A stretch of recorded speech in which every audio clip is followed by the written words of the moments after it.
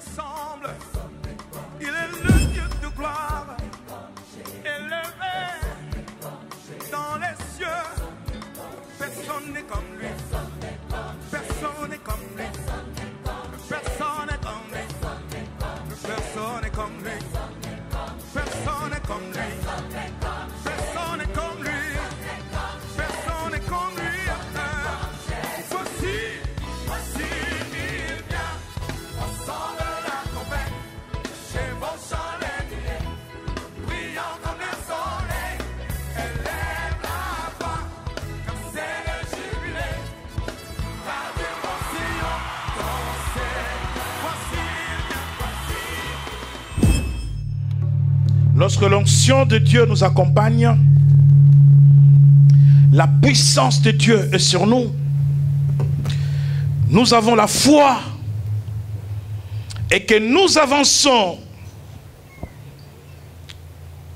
et dans la conquête de notre destinée, Dieu nous donne des instruments, des outils, des clés qui doivent nous accompagner au-delà de l'onction, au-delà de la puissance, au-delà de la foi. Ces choses que Dieu nous donne sont utiles pour nous permettre de marcher du succès en succès, de victoire en victoire.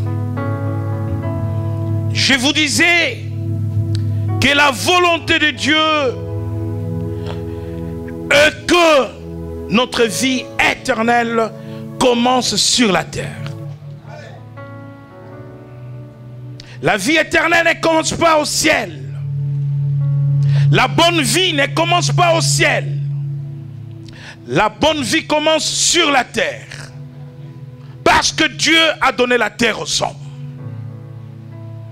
Si la bonne vie ne commençait pas sur la terre, Jésus ne serait pas venu sur la terre. Pourquoi faire? Il nous attendrait à la porte du ciel. C'est là qu'il nous attendrait. Mais s'il est venu sur la terre, c'est pour restaurer l'homme. C'est pour rendre à l'homme son image originelle, telle que Dieu l'avait créée. Il n'y avait pas de maladie, il n'y avait pas de souffrance, il n'y avait pas de soucis. Tout était bon. Et voilà pourquoi, dans la destinée, Dieu veut ramener chacun dans son plan d'origine, tel qu'il avait conçu la vie de chacun. Et parmi les instruments que Dieu nous donne, le dimanche dernier, nous avons parlé de la loi de la reconnaissance. Oui, l'onction est là. Oui, l'onction nous accompagne. Oui, nous sommes puissants. Oui, nous marchons dans la sanctification. Oui, nous aimons Dieu. Mais dans la vie de tous les jours, il y a des choses qu'il faut connaître. Il y a des choses qu'il faut faire pour booster la conquête de sa destinée. Pour réussir. Pour qu'on vous ouvre des portes. Pour que vous soyez élevés. Pour que vous soyez acceptés. Et l'une de ces choses, c'est ce que nous allons voir ce matin, les défis de la crédibilité. Les défis de la crédibilité. Clé de la réussite dans la vie. La crédibilité vous ouvrira des portes. La crédibilité vous accompagnera dans votre élévation. La crédibilité fera que vous soyez acceptable. Chacun doit savoir bâtir sa crédibilité, sans laquelle on doutera de vous partout, sans laquelle on vous fermera de portes, sans laquelle on ne vous fera pas confiance, sans laquelle on ne vous fera pas foi, sans laquelle vous serez rejeté par les hommes. Dis à celui qui est à tes côtés, es-tu crédible? Pose-lui la question. Pose-lui encore la question, es-tu crédible? Est-ce qu'on peut te croire? Est-ce qu'on peut te faire confiance? Est-ce qu'on peut compter sur toi?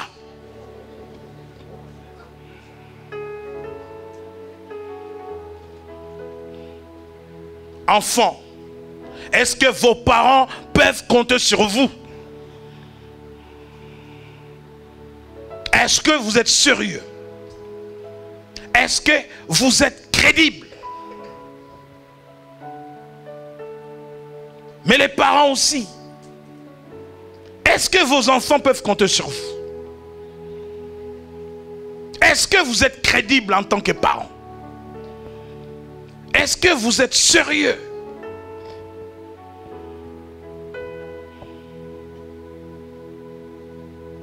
Citoyens de France, est-ce que la France peut compter sur vous? Est-ce que la France peut vous faire confiance?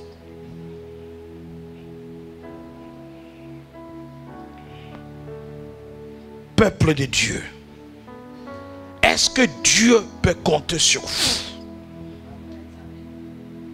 Est-ce qu'aux yeux de Dieu vous êtes crédible? Est-ce que Dieu peut croire en vous?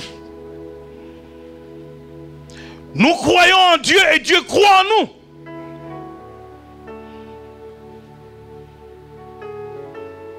Je crois en Dieu parce que la parole de Dieu est crédible. Parce que la parole de Dieu est la vérité. Parce que je sais que la parole de Dieu ne ment pas.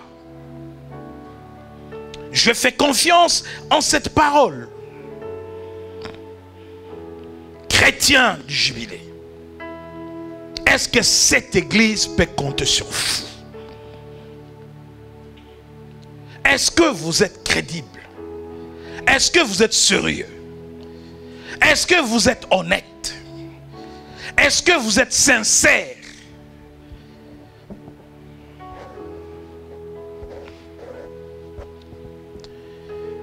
Bien-aimé, sois crédible.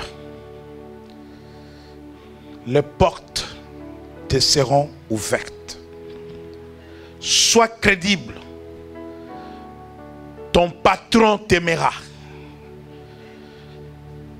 À ton travail, tu seras élevé. On pourra te faire confiance. On pourra compter sur toi.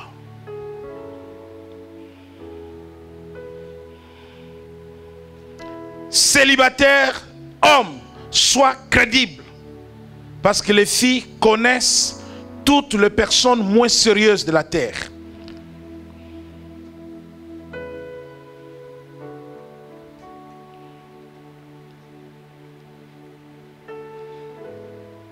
Ah!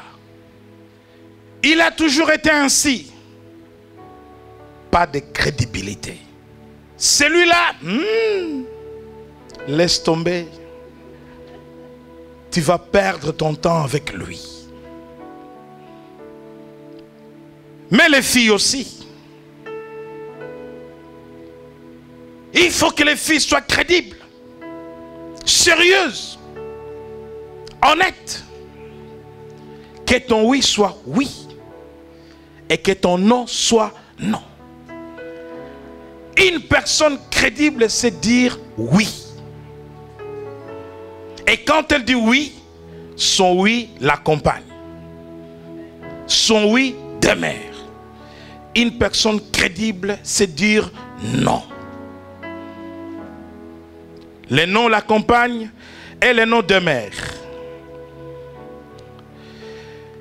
Le mot crédible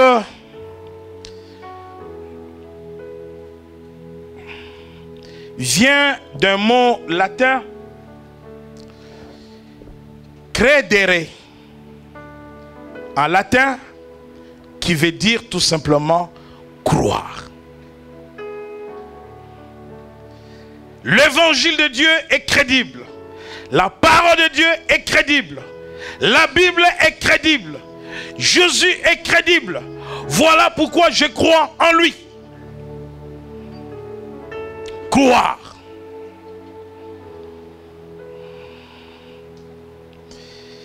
La crédibilité est le caractère de ce qui est crédible.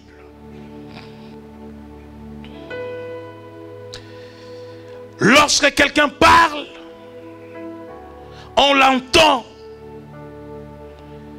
on croit en lui, on dira que cette personne est crédible. On peut lui faire confiance, on peut l'écouter. Quand quelqu'un n'est pas crédible, il commence à parler dans une réunion, quelque part en famille, les gens commencent à sortir pour dire je vais aux toilettes. Mais en réalité, ils ne vont pas aux toilettes, ils ne veulent pas l'écouter. Parce que tout ce qu'il dit, c'est faux.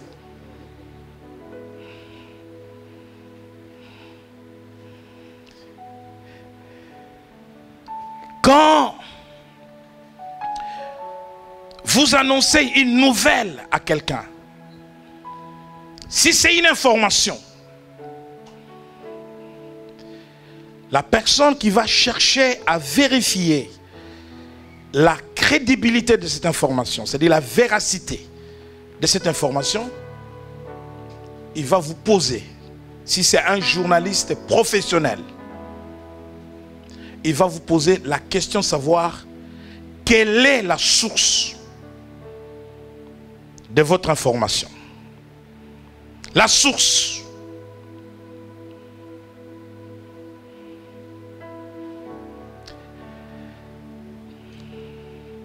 Parce qu'il y a des sources qui sont fiables et d'autres douteuses. Et si vous dites Agence France Presse,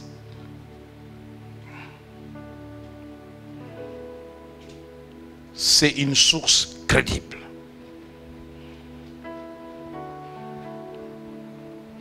Mais je connais des sources douteuses, je ne vais pas en parler, pour ne pas me retrouver devant les juges. Mais il existe des sources d'informations douteuses. Une presse corrompue, payée avec de l'argent.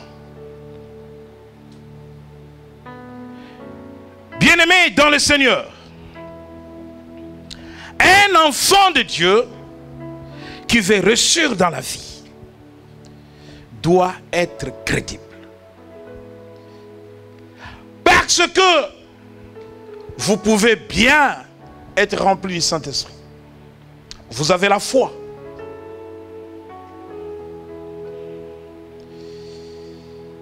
Mais si vous n'êtes pas crédible, la vie en société ne cherche pas les gens qui sont remplis du Saint-Esprit. Ton employeur ne connaît pas le Saint-Esprit. Ton employeur ne connaît pas l'onction. Ton employeur a besoin des hommes et des femmes compétents, sérieux, qualifiés, sur qui on peut compter.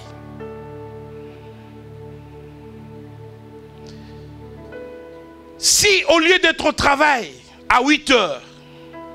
Toi, tu arrives toujours à 11 heures. Le matin, tu pries beaucoup. 3 heures dans la prière. Tu as l'onction. Tu as la foi. Mais ton onction te fait arriver au travail à 11 heures au lieu de 8 heures. Tu n'es pas crédible. Et l'employeur va te mettre dehors. La porte du travail te sera fermée. L'onction ne va pas te maintenir à ton poste parce que tu as l'onction. La prière ne va pas te maintenir à ton poste parce que tu pries beaucoup. Parce que ton onction, ta foi, son paradoxe au sérieux, à l'honnêteté, qui sont de valeurs qui doivent être manifestes dans la vie de tout enfant de Dieu. On ne peut pas être rempli du Saint-Esprit et être moins sérieux.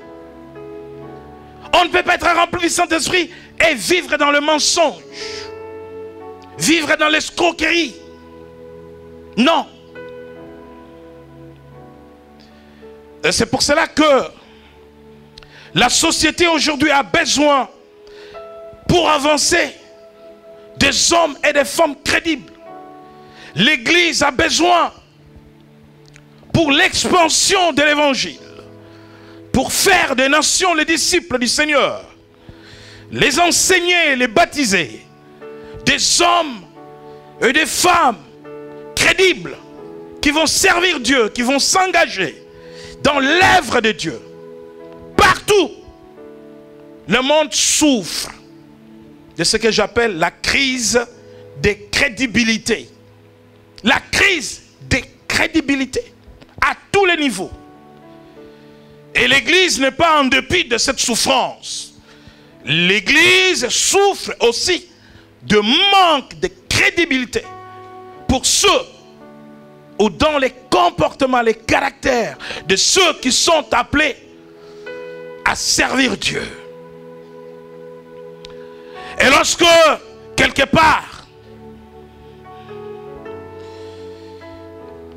le monde ou la société souffre de manque de crédibilité, il va y avoir une demande à cri, une demande des hommes et des femmes crédibles pour aller relever les défis de la médiocrité, pour aller relever les défis de l'infidélité. Et j'ai toujours pensé que les hommes crédibles et les femmes crédibles ne peuvent être recherchés et trouvés dans la maison de Dieu. Dans la maison de Dieu. Parce que la maison de Dieu va forger un homme nouveau. Une nouvelle créature. Les choses anciennes vont passer. Et toutes choses deviennent nouvelles. Et un chrétien né de nouveau, par son témoignage, par sa conduite, par son caractère, son comportement, partout où il passera, il sera un homme, une femme crédible, c'est-à-dire acceptable, sur qui on peut compter, à qui on peut faire confiance, à qui on peut confier une responsabilité. Amen. Ton chef peut te faire confiance les yeux fermés parce que tu es crédible. Il peut laisser de l'argent sur le bureau et te laisser les clés du bureau parce que tu es crédible. Tu es crédible parce que tu ne toucheras à rien.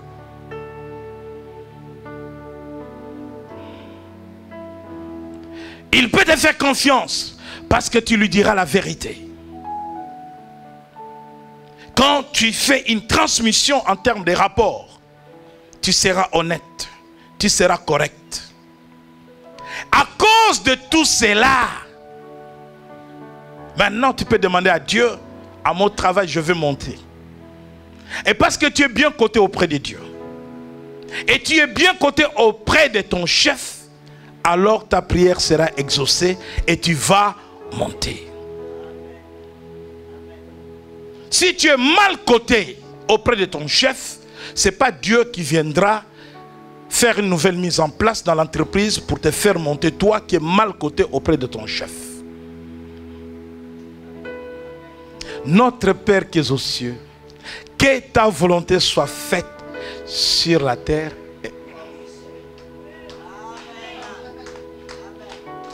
Lisez autrement la Bible. Vous serez fort, vous serez puissant, vous serez vainqueur. Appliquez le principe divin de la parole de Dieu. Vous réussirez facilement,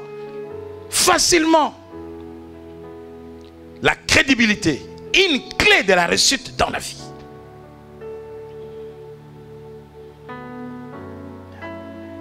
Un élève crédible, sérieux, toujours à l'heure, bosseur, travailleur, et l'enseignant sait que cet enfant est crédible. On peut compter sur lui.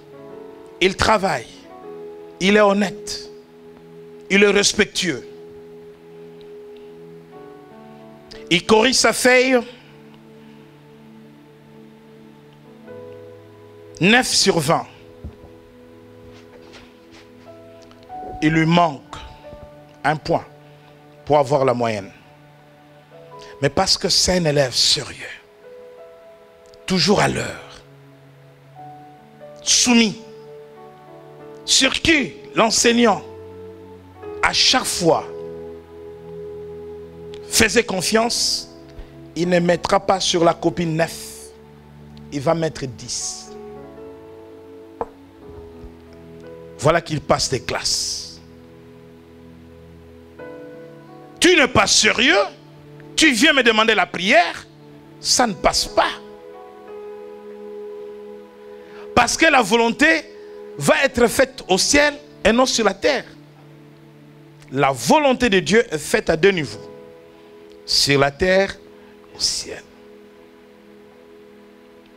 Voilà pourquoi Dieu dit, ô fils, honore ton père et ta mère, afin que tes jours se prolongent sur la terre. Au ciel, les jours ne vont pas se prolonger parce qu'il n'y a pas de mort. Sur la terre, il y a des choses de la terre et il y a des choses du ciel. Lorsque nous lisons la parole de Dieu, bien-aimés dans le Seigneur, dans le livre de 2 Timothée chapitre 2, verset 2, 2 Timothée 2, 2, rapidement, lecture de 2 Timothée 2, 2. Nous lisons la parole de Dieu, 2 Timothée, verset 2. Tu peux commencer au verset premier, 2, 1 à 2. Je lis Timothée 2, de verset 1 à 2. Toi donc, mon enfant, fortifie-toi dans la grâce qui est en Jésus-Christ. Et ce que tu as entendu de moi en présence de beaucoup de témoins, confie-le à des hommes fidèles qui soient capables de l'enseigner aussi à d'autres. Alléluia. Ce que tu as entendu de moi en présence de beaucoup de témoins, confie-le à des hommes fidèles qui soient capables de l'enseigner à d'autres.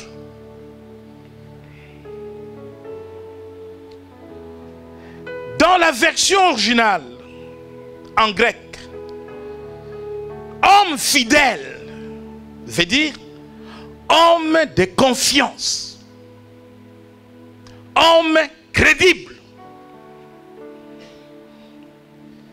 Confie-les à des hommes fidèles.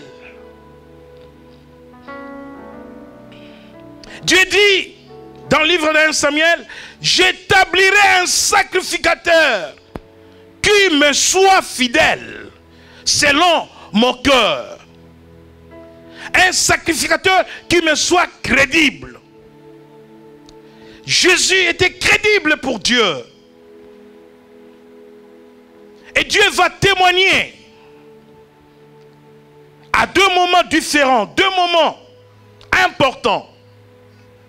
Au moment du baptême du Seigneur, Dieu va témoigner de la crédibilité du Seigneur. Celui-ci est mon fils bien-aimé en qui je mis toute mon affection. L'affection, c'est la confiance sur qui je peux compter. Mettre son affection, son amour, sans confiance en quelqu'un, veut dire tout simplement que je peux compter sur cette personne. Est-ce que ton mari peut compter sur toi, femme? Homme, est-ce que ta femme peut compter sur toi? Église, est-ce que Dieu peut compter sur toi? Chrétien, est-ce que l'Église peut compter sur toi? La crédibilité est l'expression de la personnalité de quelqu'un. Un chrétien doit avoir une personnalité. C'est par votre personnalité que vous serez respecté. C'est par votre personnalité qu'on vous rendra des hommages. C'est par votre personnalité qu'on vous rendra des honneurs. Un chrétien doit avoir du caractère. Un chrétien, c'est quelqu'un qui marche droit. C'est quelqu'un qui est intègre. C'est quelqu'un qui a organisé sa vie autour des règles, des principes. Il ne va pas n'importe où. Il ne fait pas n'importe quoi. Quand je sors le matin, ma femme a mon planning du jour. Elle sait qu'à telle heure, je suis au travail. Elle sait qu'à telle heure, je suis à l'église. Elle sait qu'à telle heure, je dois être à la maison. Parce que ma vie est organisée autour des principes et des règles. La vie dans la famille aussi est organisée autour des principes et des règles. Le père est père, la mère est mère, les enfants sont les enfants. Bien-aimés dans le Seigneur, confier des choses à des personnes fidèles, c'est confier des choses à des personnes de confiance, à des personnes crédibles. La personnalité d'un homme est caractérisée par un certain nombre de valeurs qui sont les valeurs du royaume, qui sont les valeurs de la parole de Dieu. La personnalité de quelqu'un se décompose à travers des valeurs telles que le respect de l'engagement. Je prendrai 4. On peut aller au-delà. Le respect des engagements, c'est une valeur qui caractérise la personnalité de quelqu'un. Le respect des engagements, la fidélité,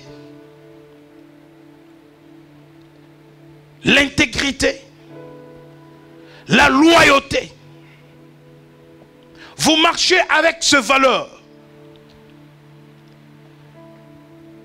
Vous intégrez dans votre comportement, dans votre conduite, ces choses. Vous bâtissez la crédibilité dans votre vie.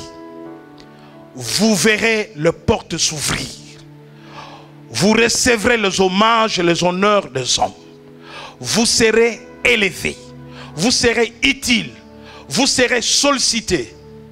Vous serez demandé à cause de votre personnalité, votre crédibilité, votre sérieux. sérieux pour le travail, sérieux pour les engagements et sérieux pour tout. Et allons dans la parole de Dieu voir ces 4 éléments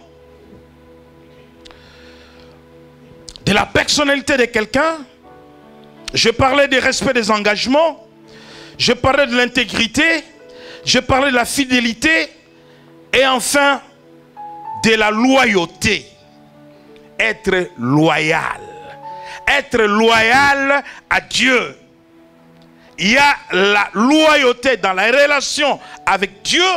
Il y a la loyauté dans la relation avec l'Église. Il y a la loyauté dans le couple. Il y a la loyauté dans des relations amicales, entre amis. Premièrement, le respect des engagements. Qu'est-ce que c'est un engagement? Un engagement dans la vie de quelqu'un, c'est une cohérence entre ce qu'il dit et ce qu'il fait. Dire et faire. Une cohérence entre les paroles et les actions. Dans le livre des Proverbes, au chapitre 20, Proverbes chapitre 20, verset 25. Proverbes chapitre 20, verset 25, je lis la parole au nom de Jésus-Christ. C'est un piège pour l'homme que de prendre à la légère un engagement sacré et de ne réfléchir qu'après avoir fait un vœu. Alléluia! C'est un piège pour l'homme de prendre à la légère un engagement sacré. Si tu es chrétien, tout devient sacré dans ta vie. Tes engagements deviennent sacrés. On ne prend pas les engagements sacrés seulement dans l'église, même en dehors de l'église. Parce que le chrétien est saint. Nous sommes des saints. Tout ce qui nous appartient est sacré.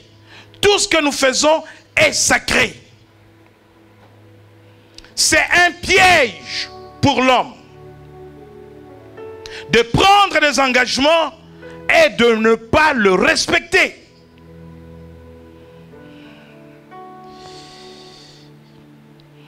Quand tu es recruté par un employeur pour travailler, on te fait signer un contrat de travail. Ce n'est pas moi, durée déterminée ou durée indéterminée. Au terme des clauses du contrat, tu t'engages à travailler, à respecter la convention collective du travail, à respecter les lois du travail, à respecter les règlements intérieurs de la maison. Être à l'heure, faire ton travail, bien faire et tout. Tu prends un engagement. Parce que tu le feras, et l'employeur, lui, il a pris l'engagement en contrepartie de te rendre ton salaire. Ne prenez pas les engagements dans la vie à la légèreté. Tu prends une fille d'autrui pour épouse, c'est un engagement à vie. Ce n'est pas une aventure. Ce n'est pas une pièce de théâtre. C'est un engagement à la vie. Et cet engagement, tu dois le respecter. Le respect des engagements rend quelqu'un crédible. Le respect des engagements. Tu promets à Dieu, je vais donner 1000 euros. C'est un engagement que tu prends. Et cet engagement est sacré.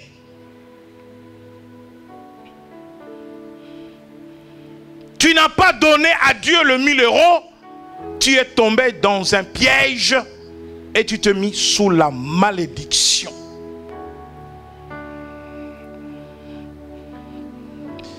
Tu prends l'engagement. Combien de chrétiens se mettent sous les malédictions alors qu'ils prennent les engagements de faire des choses pour Dieu et dans la maison de Dieu?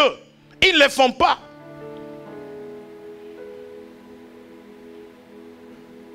Il y a des femmes qui regardent leurs époux comme des personnes moins sérieuses. Parce qu'ils ne font pas ce qu'ils disent. Leurs paroles ne sont pas accompagnées par leurs actes. La Bible dit dans le livre de Jacques que la foi sans le zèle est une foi.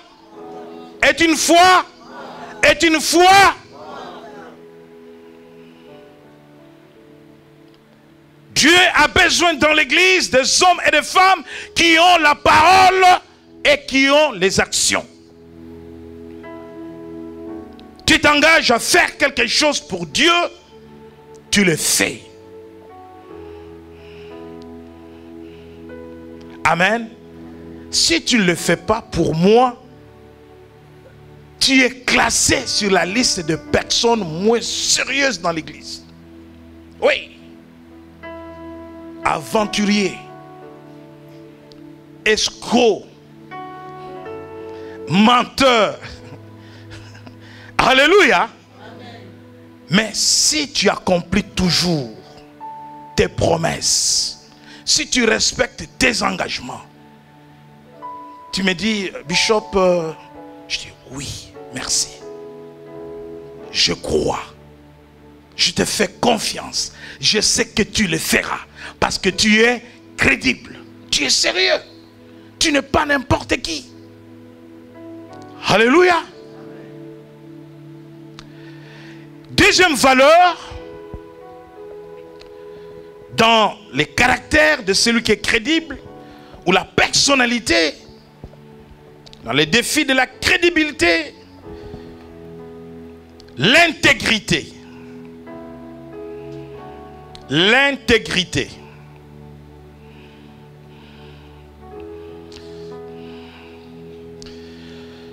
Le mot intégrité en grec ou en latin veut dire tout simplement entier. Tout. L'homme est constitué de trois parties. L'esprit, l'âme et le corps. Si un homme n'est pas intègre, si un homme ne marche pas dans l'intégrité, sur le plan spirituel, il y a un problème, un souci de dysfonctionnement entre ces trois composantes de la personne humaine. Si quelqu'un n'est pas droit, si quelqu'un n'est pas juste, si quelqu'un n'est pas dans la vérité, il y a un problème de dysfonctionnement entre l'esprit, son âme et son corps. C'est-à-dire que c'est une personne désintégrée. Si tu n'es pas intègre, tu es désintégré. Dis avec moi, désintégré. Cela veut dire quoi? Ce que ton corps exprime est contraire à ce que ton âme exprime à l'intérieur.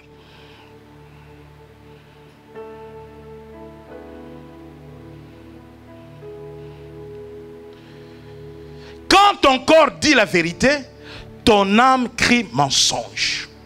Male, male. Ton corps crie, je te dis la vérité, c'est vrai. Tu n'es pas intègre, tu es désintégré. Maintenant, ton corps doit être l'expression de ton esprit, mais aussi l'expression de ton âme. Parce que l'âme est le dépôt de nos émotions, nos désirs, notre intelligence, l'intellect de quelqu'un, tout au niveau de l'âme. C'est pour cela que la Bible recommande à chaque enfant de Dieu de marcher dans l'intégrité, d'être un homme intègre. L'intégrité va t'ouvrir des portes. Parce que ce sont des attributs de la crédibilité. Le monde a besoin des hommes et des femmes intègres. L'Église a besoin des hommes et des femmes intègres. Les nations ont besoin, surtout en cette période, des crises de crédibilité. On change les hommes, mais les situations des nations ne changent jamais. Parce qu'ils sont pareils. Parce qu'ils ne sont pas crédibles. Et donc, dans Proverbes chapitre 11, lisons Proverbes 11 rapidement. Proverbes 11, verset 3. Proverbes chapitre 11, verset 3. Je lis la parole au nom de Jésus. L'intégrité des hommes droits les dirige, mais les détours des perfides causent leur ruine. Proverbe 3, 11, 3 vient nous dire l'intégrité des hommes droits les dirige. Mais les hommes désintégrés, les contraires de l'intégrité, vont dans la ruine. Vous savez, quand vous êtes en face de quelqu'un qui ment, hein? Vous savez, la personne qui ment cherche des mots, a du mal à construire les phrases. Hein? Est-ce que vous comprenez? Vous savez pourquoi? Parce qu'il y a une lutte entre son âme et son corps. Le corps ne suit pas ce que l'âme est en train d'exprimer. Et donc, à l'intérieur de son âme, c'est le mensonge. Et le corps veut exprimer une contre-vérité. C'est-à-dire une fausse vérité. Voilà pourquoi, vous savez, non, attendez. Il n'a rien dit. Il y a une lutte. Parce qu'il n'est pas intègre. Il n'est pas entier. Il est partagé. Il est divisé. Amen. L'intégrité donne à quelqu'un la stabilité. Les hommes intègres sont stables dans la vie. Amen. 1 Roi chapitre 9 versets 4 à 5. Nous lisons la parole de Dieu, 1 Roi chapitre 9 du verset 4 au verset 5. Et toi, si tu marches en ma présence, comme a marché David, ton père, avec sincérité de cœur et avec droiture, faisant tout ce que je t'ai commandé, si tu observes mes lois et mes ordonnances, j'établirai pour toujours le trône de ton royaume en Israël, comme je l'ai déclaré à David, ton père, en disant, tu ne manqueras jamais d'un successeur sur le trône d'Israël. Parole du Seigneur. Amen. Si tu marches avec sincérité de cœur et droiture, faisant tout ce que je t'ai commandé, si tu observes mes lois et mes ordonnances, j'établirai pour toujours le trône de ton royaume en Israël, comme je l'ai déclaré à David. Je rendrai le royaume stable si tu marches droit, si tu marches dans l'intégrité. Dieu parle à Salomon parce qu'il a vu le cœur de Salomon. Il a vu que le cœur de Salomon n'est pas celui de David son père. Et il appelle Salomon à marcher droit s'il veut avoir la stabilité dans son royaume et dans son pouvoir, comme son père David. L'intégrité dans la vie de quelqu'un lui rassure la stabilité. Dans le psaume 25, quand vous lisez du verset 2 au verset 21, vous pouvez lire ça à la maison. L'intégrité procure la protection, Tu marcheras sous la protection de Dieu parce que tu es intègre. Tu n'es pas un homme partagé, un homme divisé. Mais dans Proverbe 20 et 7, Dieu bénit la descendance de celui qui est intègre. Lisons Proverbe 27. Proverbe, chapitre 20, verset 7, j'ai lu la parole au nom de Jésus-Christ. Le juste marche dans son intégrité, heureux ses enfants après lui. Amen. Le juste marche dans l'intégrité. Le juste est crédible. Le juste est sérieux. Dieu promet une vie heureuse à ses enfants après lui. Et là, cette vérité de la bénédiction des enfants de l'homme intègre nous amène à conclure que les enfants des hommes désintégrés vivront un malheur ou seront sous la malédiction parce que le père ou la mère n'a pas été intègre. Troisième valeur, la fidélité. Être fidèle à Dieu, être fidèle dans les relations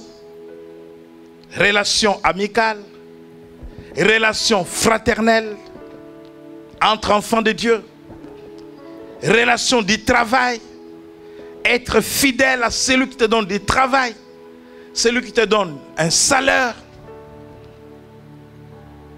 celui qui te permet d'acheter une maison, celui qui te permet d'acheter une voiture, être fidèle à celui qui t'a formé, celui qui t'a appris les métiers.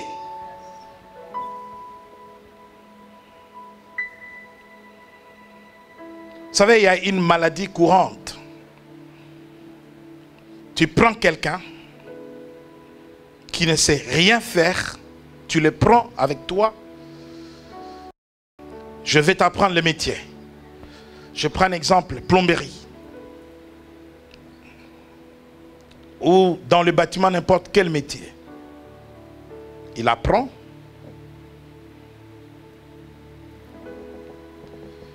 Quand il a fini d'apprendre, il travaille. Et pendant qu'il travaille, il veut lui aussi. Ce n'est pas mauvais. Quand on a appris auprès d'un patron, un jour qu'on veut se mettre à son compte, d'ailleurs je vous encourage, soyez entrepreneur. Mais dis à ton patron, patron, je suis resté 10 ans avec toi. Merci pour m'avoir appris ce métier. Grâce à toi, je me suis marié. J'ai une maison. J'ai une voiture. J'ai organisé ma petite vie. Ma famille est heureuse. Mais patron, il y a un temps pour tout. Je pense que 10 ans après, je peux moi aussi me mettre à mon compte. Est-ce que tu permets de me libérer? Amen. Le patron dira, tu es prêt? Oui, je suis prêt. Laisse-moi réfléchir. Il reviendra vers toi. Je vais te libérer. Mais quel est ton projet? Peut-être que je vais t'accompagner. Voici mon projet. Ok. J'ai des conseils à te donner. Tu vas faire ça, tu vas faire ça, tu vas faire ça. Pour réussir comme moi j'avais reçu. Il te bénira. Et tu partiras. Et tu conserveras la relation avec ton patron.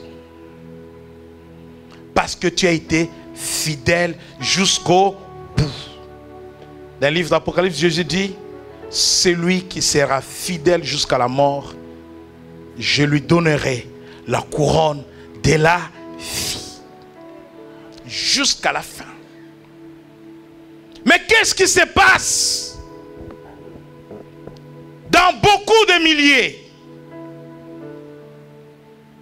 Je ne souhaite pas voir cela dans l'église. Parce qu'il y a des frères qui ont des entreprises ici, qui amènent d'autres aussi à travailler avec eux. Ne le faites pas, s'il vous plaît.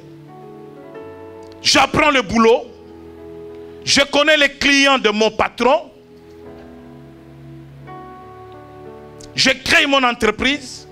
Je vais voir les clients de mon patron. Lui, il vous demande 50 000. Moi, 15 000. Donnez-moi le marché. Et demain, le patron devient votre ennemi. Vous n'êtes pas crédible. Vous n'êtes pas sérieux. Vous avez été infidèle. Peut-être que vous avez bien commencé, mais votre fin a été catastrophique. Soyez fidèles. La Bible dit dans le livre de Luc, soyez fidèles dans de petites choses et on vous en donnera de grandes. Amen.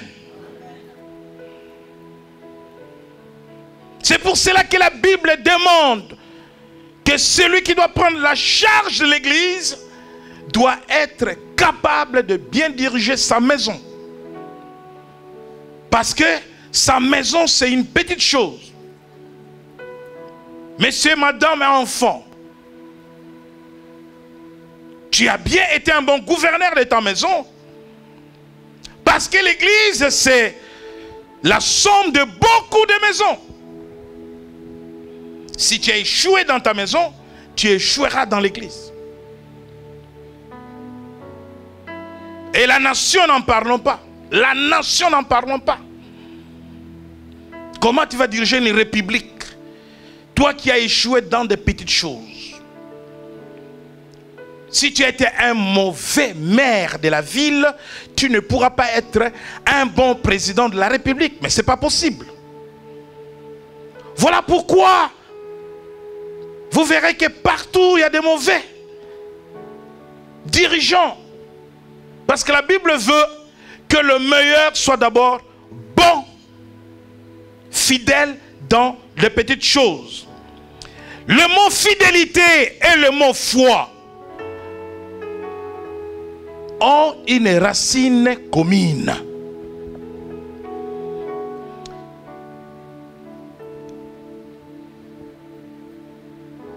Je fais foi en cette parole ou en cette personne.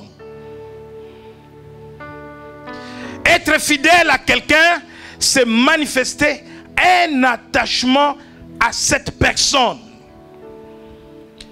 Si tu es fidèle, tu es crédible. Parce que tu es attaché à la personne. Mais nous sommes chrétiens. Dans Galates chapitre 5, la Bible nous donne les œuvres de l'esprit. Mais parmi les œuvres de l'esprit, nous avons la fidélité. Comme la bonté. Comme la patience. Un chrétien doit être fidèle parce qu'il a reçu le Saint-Esprit. C'est le fruit de l'esprit, la fidélité. Fidélité dans le travail de Dieu. Fidélité dans ton travail. Fidélité dans les dîmes. Le respect des engagements de donner à Dieu. Il y a l'engagement et il y a la fidélité parce que je sais que chaque jour, dans sa présence, j'apporterai mon offrande. Et chaque mois, les 1/10 qui lui revient ne m'appartient pas. Je ne vais pas être voleur. Si tu n'es pas fidèle dans les dîmes, tu n'es pas crédible. Si tu ne donnes pas la dîme à Dieu, c'est pas moi qui l'ai dit. La Bible dit que tu voles à Dieu. Or, un voleur n'est pas crédible. Imagine-toi que j'établisse la liste de ceux qui sont crédibles et de ceux qui ne sont pas crédibles. Ce n'est pas à moi de faire cela. Je ne suis pas un juge. Dieu est le seul juge. Est-ce que tu es fidèle dans les dîmes? Est-ce que tu es fidèle dans les offrandes? Est-ce que tu es fidèle à Dieu? La fidélité fait partie des attributs de Dieu. Dieu lui-même est fidèle. Quand il nous promet des choses, il est fidèle à sa parole, il est fait. La fidélité exprime la crédibilité de quelqu'un. Donne-moi, je te rendrai les 30. Les 30, tu fermes ton téléphone. Parce que tu sais que tu dois à quelqu'un. Mais ce n'est pas sérieux.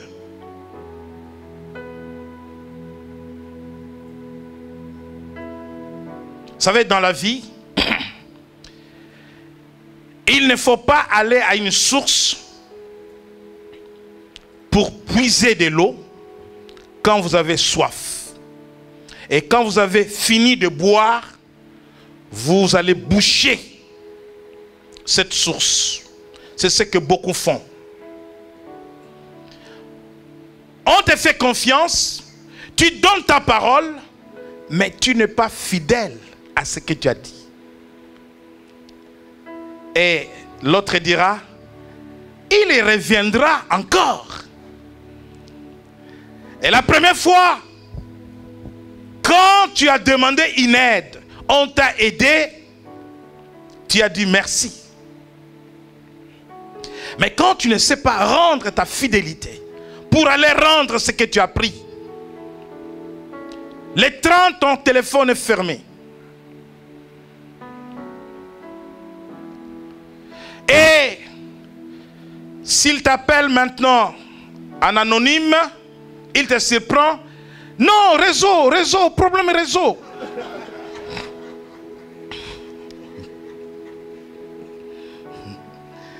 Amen. Oui, toi tu es toujours au sous-sol, hein, avec les problèmes des réseaux, tu es toujours au sous-sol. Non, tu n'es pas sérieux, tu n'es pas crédible. Et demain, tu auras besoin de cette même personne. Et quand tu vas retourner, il a ce qu'il faut pour t'aider, mais tu n'es pas crédible. Il ne va pas te donner. Parce que tu n'es pas crédible. Mais si les 30, tu n'es pas prêt à rendre, appelle. C'est ça la crédibilité. Ou va le voir, mon frère, pardonne-moi. J'avais pris l'engagement ferme de te ramener l'argent les 30. Ou la voiture les 30.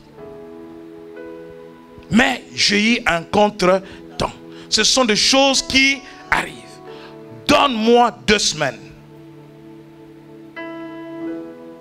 Non, mon frère, bon, je t'attends dans 2 semaines. Dans 2 semaines, tu vas le voir. Tu es crédible. Tu es sérieux.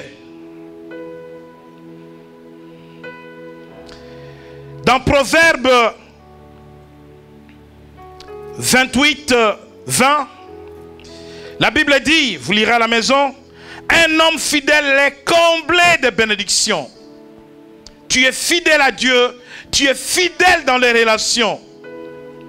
Vous savez, la loi des relations, ça c'est une autre loi que j'enseignerai à l'église. Combien de gens souffrent parce qu'ils ne savent pas entretenir les bonnes relations.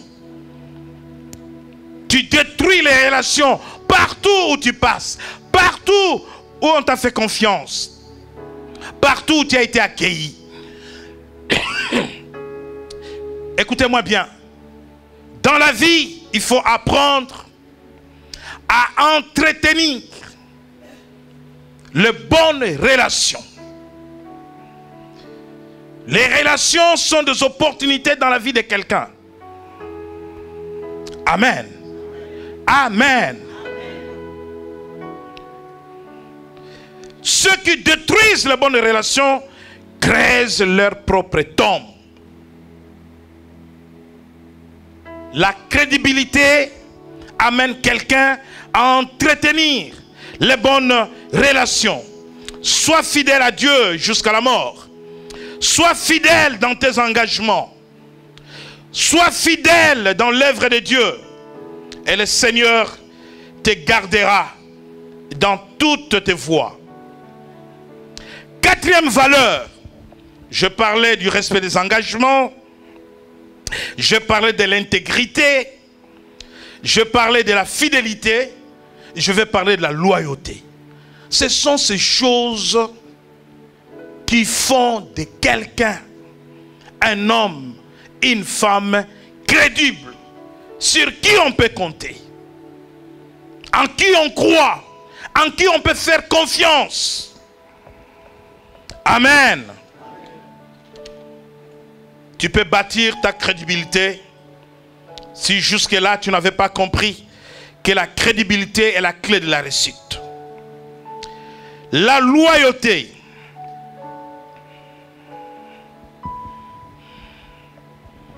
La loyauté envers Dieu. La loyauté envers les parents. La loyauté envers les autorités de l'État. La loyauté.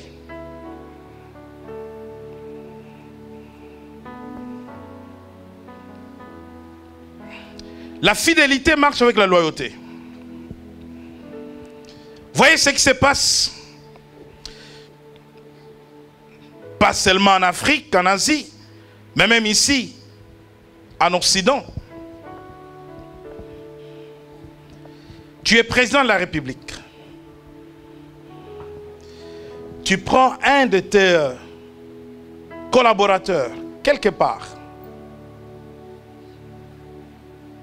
Viens travailler avec moi au gouvernement.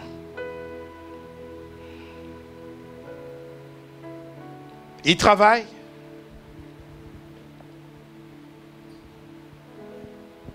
Du jour au lendemain. Il ambitionne ton poste. Alléluia. Il ambitionne ta fonction.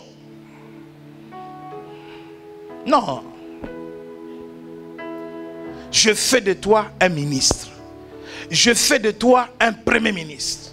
Je fais de toi un préfet. Je fais de toi. Sois loyal. Parce que je fais de toi ce que tu es. Ce que tu es devenu. Sois loyal. Sois fidèle. Je n'ai que 2 mandats. Laisse-moi finir mon temps. Parce que je t'ai formé. Demain, je te dirai, tu es capable de me remplacer. Demain, je te dirai, tu es capable toi aussi de devenir comme moi. Demain, je dirai, de tous les ministres, c'est toi qui vas continuer le travail. Amen. Mais ton chef n'a pas fini son travail. Tu ambitionnes son poste. Et tu deviens son concurrent. Tu deviens son opposant. Mais c'est comme en Afrique.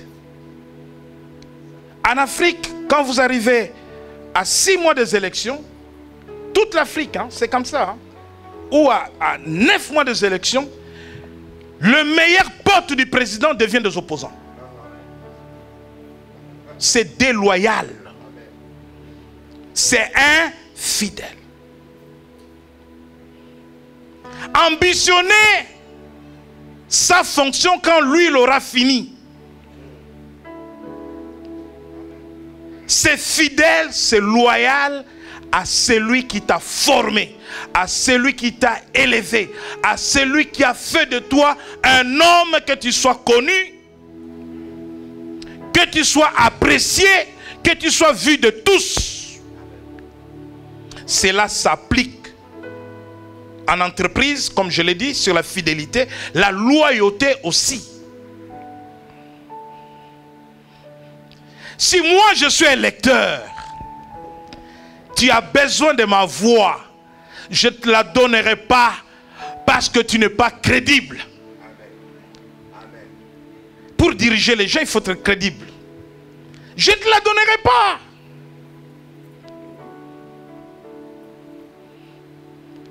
Parce que tu n'as pas été loyal. Nous devons être loyaux à Dieu. Nous devons être loyaux dans nos relations les uns les autres. Alléluia. Loyal vis-à-vis des autorités. Les enfants doivent être loyaux vis-à-vis de leurs parents. Quand nous lisons dans le livre de Luc au chapitre 15, verset 7, on nous parle de Zacharie et Élisabeth.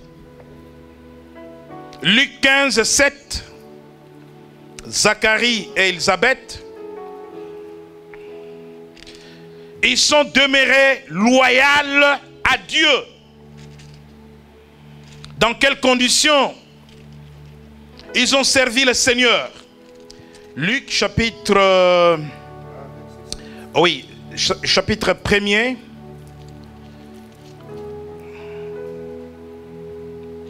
Oui, chapitre 1er du verset 5 à 7. Nous lisons la parole de Dieu. Ou jusqu'à 8. 1er, du verset 5 au verset 8. Du temps d'Hérode, roi de Judée, il y avait un sacrificateur nommé Zacharie, de la classe d'Abia. Sa femme était d'entre elles les filles d'Aaron et s'appelait Élisabeth. Tous deux étaient justes devant Dieu, observant d'une manière irréprochable tous les commandements et toutes les ordonnances du Seigneur. Ils n'avaient point d'enfants parce qu'Élisabeth était stérile. Ils étaient l'un et l'autre avancés en âge. Or, pendant qu'il s'acquittait de ses fonctions devant Dieu, selon le tour de sa classe, il fut appelé par le sort.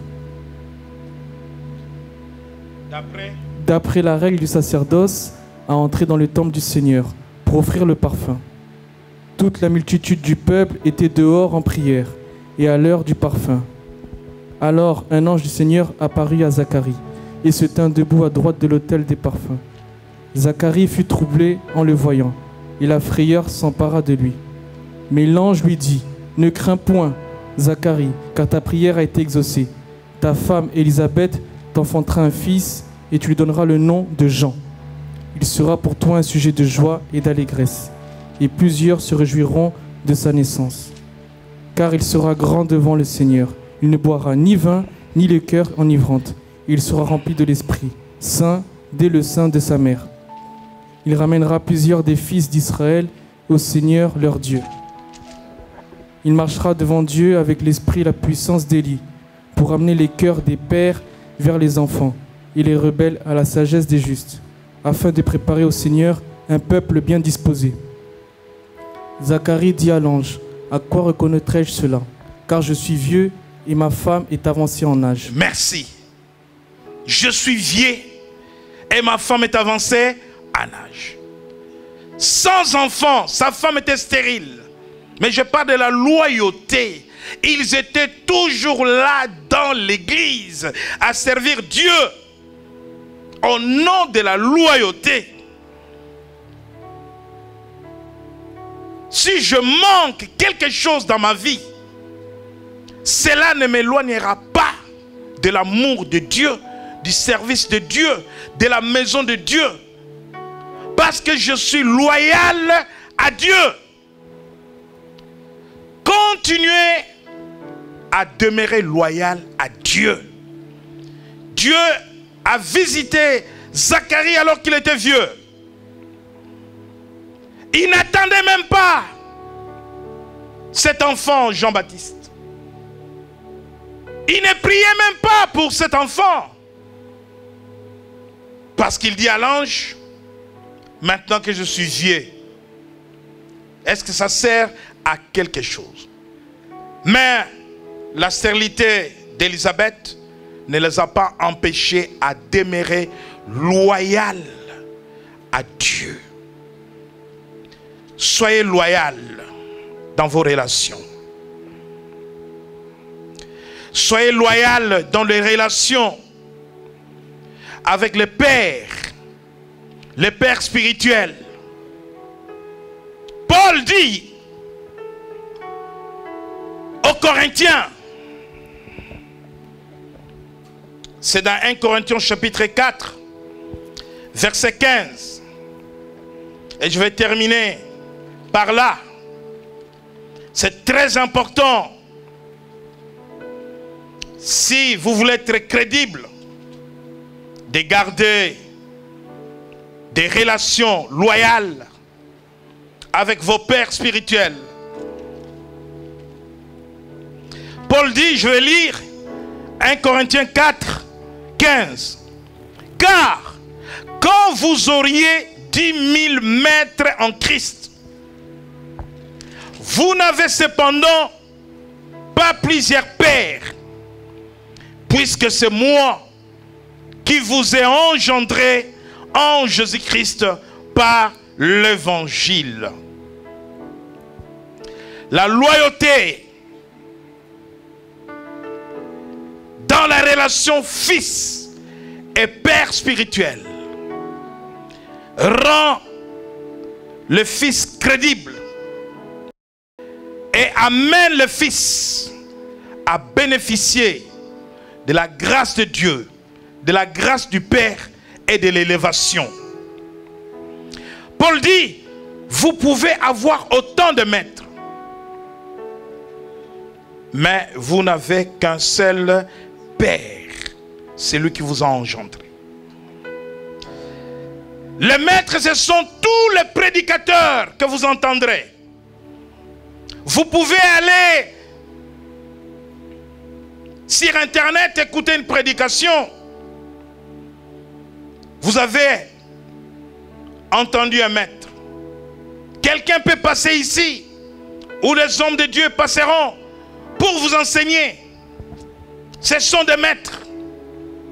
Parce que les chrétiens de Corinthe étaient dans la confusion. Les maîtres, vous les entendrez toujours, toute votre vie. Mais les maîtres sont différents du Père. Parce que le Père, c'est celui qui vous porte dans son amour. C'est celui qui vous apprend des choses. C'est celui qui veut vous forger un caractère. C'est celui qui veut vous accompagner à atteindre les objectifs de votre vie, à conquérir votre destinée, à vous marier, à devenir des hommes importants dans la société, à vous conseiller pendant les temps difficiles. Le Père sera toujours là. Pendant le temps de plaisir et de bonheur, le Père est toujours là. C'est celui à qui vous êtes attachés. Le maître passeront, mais ils ne seront pas toujours avec vous. Vous pouvez contempler. Vous savez pourquoi Paul parle de cela? Barnabas parlait bien. Barnabas, qui était compagnon de Paul, apôtre, était très éloquent. Mais Paul, c'est lui qui a fondé ces églises. C'est lui qui a engendré ces peuples, fils spirituels. Après lui, quand Barnabas est passé dans l'église de Corinthe, un homme éloquent, les gens voulaient l'entendre. Et ils ont commencé à les comparer à Paul. Oh, il parle bien. Il parle bien que Paul. Excusez-moi. C'est pour cela, quelque part, Paul dit, qui est Paul, qui est Apollos? Toujours pour les Corinthiens, Apollos. L'un a planté et l'autre a arrosé. Je parlais d'Apollos et pas de Barnabas. Apollos éloquent. Et quand ils ont entendu Apollos, ils avaient tendance à minimiser tout le travail que Paul avait fait. Et Paul leur dit, moi je suis votre Père. Les maîtres, vous les entendrez toujours. Vous pouvez les avoir. Les maîtres, ce sont les enseignants de l'évangile. Alléluia. Vous pouvez écouter 1000 enseignants de l'évangile. Allez dans des conventions où vous voulez. Allez aux États-Unis, allez partout. Tu peux aller dans une réunion de Maurice Cerullo, de Teddy Jack, de Benéine, n'importe quelle réunion. Ce sont des maîtres. Mais un père, c'est dans une relation de loyauté que tu vis avec lui. Il souffre avec toi, il vit avec toi, il te connaît et tu les connais. Il sent ton odeur et tu sens le sien. Ça, c'est le père. Élie était un père pour Élisée. Quand Élisée a compris qu'Élie allait être enlevé,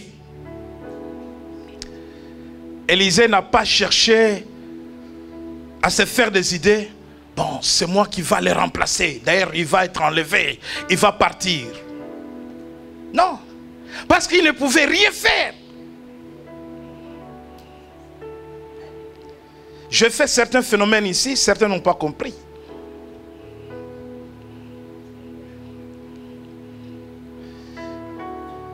Je peux te former. Je t'apprends à prêcher. Tu fais des choses extraordinaires. Mais si je ne te dis pas va, tu brises ton avenir ministériel.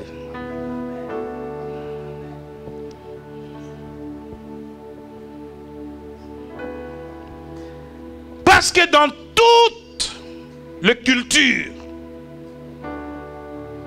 les pères, même quand un enfant veut se marier, il va voir son père, papa. Maintenant je suis homme, je veux me marier. Et son père lui dira, va. Alléluia.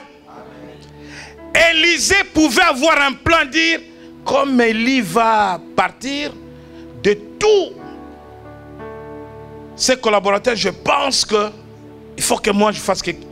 Mais qu'est-ce qui se passe? Il ne pouvait rien faire. Parce qu'il avait besoin de la transmission.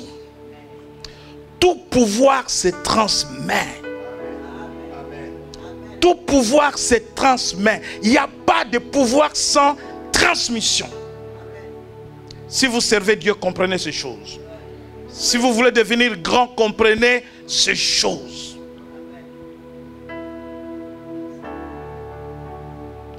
Amen. Et comme Élisée attendait la transmission, il dit à Élie, je veux double de ce que tu as. Deux fois.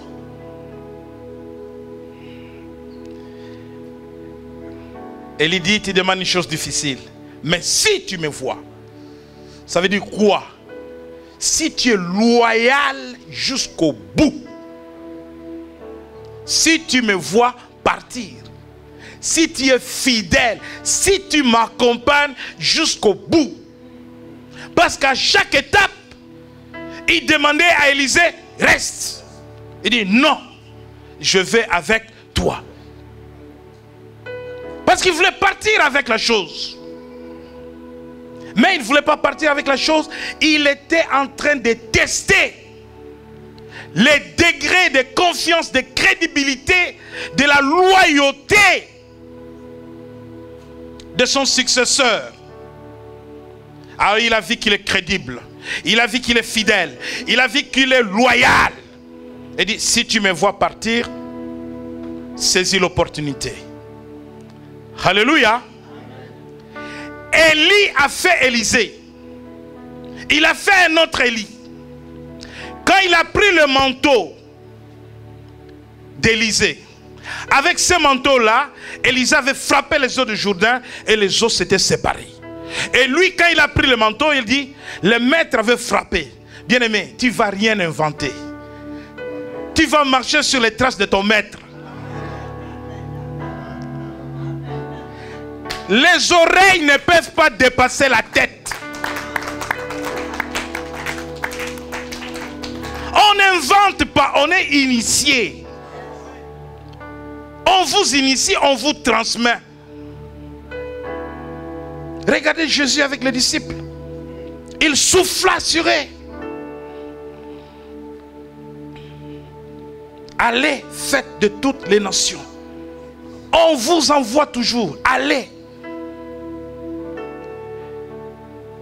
Et il dit, le maître ici avait fait ça. Je vais faire comme le maître. Il a pris le manteau. Il a frappé les eaux du Jourdain. Comme ça s'est passé avec le maître. Le maître avait frappé avec le manteau. Lui n'a pas frappé avec un bois. Tu n'as rien inventé. Reste fidèle, reste loyal. Jésus dit, si vous croyez en moi, vous ferez aussi. Bien aimé, qu'est-ce que moi je vais inventer? Je vais faire aussi ce que Jésus a fait. Mon problème, c'est de croire en lui, de lui demeurer fidèle et loyal. Amen. Élie, il fait Élisée. Maintenant, regardez. Si personne n'est crédible, le maître, il ne laisse à personne le manteau.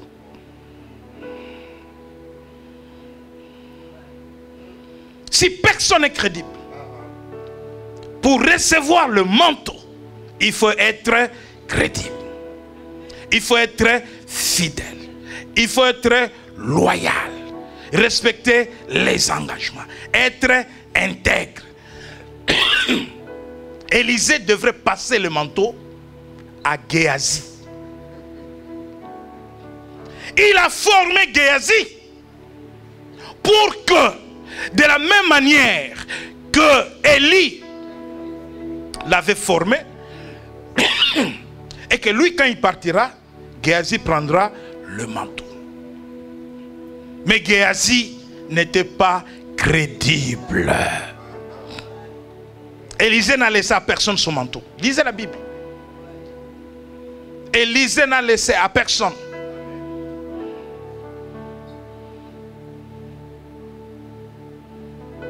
C'est pour cela qu'un jour, alors qu'on creusait une tombe, le mort est allé toucher, sans le savoir, c'est là où se trouvaient les ossements d'Élisée, et le mort est ressuscité. Il est parti avec le manteau jusque sous la terre. Pourquoi? Parce que Géasi qu'il avait formé, au dernier moment, un voleur.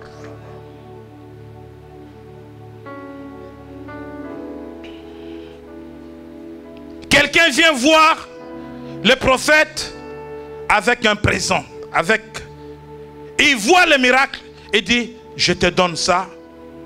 Le prophète dit, non, je pense qu'il y avait beaucoup d'argent.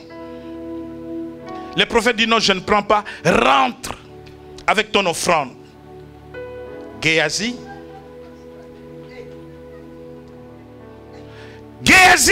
il va suivre cette personne jusqu'à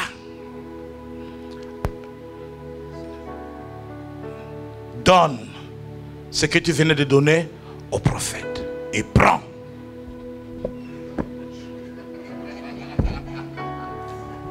Élisée, Géasi, où es-tu? Maître, j'arrive.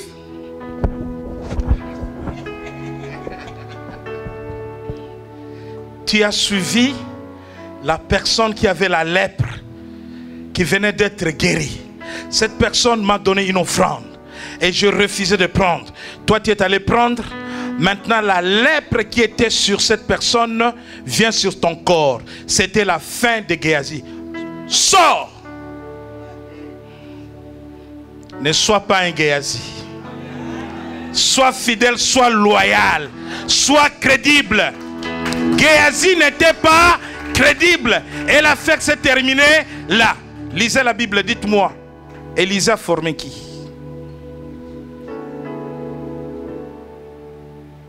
Parce qu'on ne donne pas ça à n'importe qui.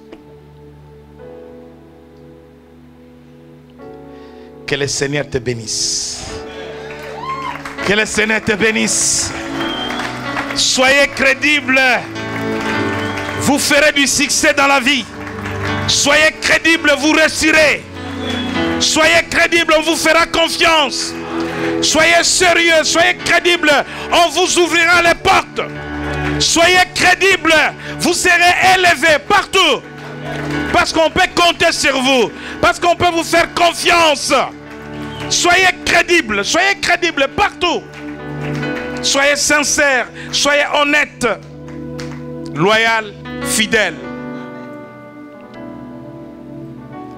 Amen.